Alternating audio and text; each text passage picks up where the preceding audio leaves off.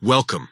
In this video, we'll walk you through the simple steps to delete all your reviews on Facebook using a PC.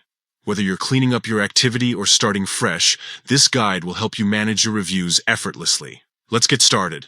First, open your web browser and go to facebook.com. Log into your account if you haven't already. Once you're on the homepage, look at the top right corner of the screen. You'll see your profile photo. Click on it. Next, a drop-down menu will appear. From here, select Settings and Privacy. After that, choose Activity Log from the options provided. This is where all your Facebook activity is stored and organized. Now, under the Your Facebook Activity section in the Activity Log, look for an option labeled Posts and click on it. This will display various categories of posts and interactions associated with your account. From the list of categories, find Reviews and select it. This will show all the reviews you've written on Facebook over time. To delete them all at once, click on Select All to highlight every review. Finally, click on the Delete button.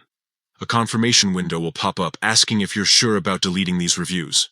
Confirm your choice by clicking Delete again. And that's it. All your Facebook reviews have been successfully deleted. It's a quick and easy process to keep your account clean and organized.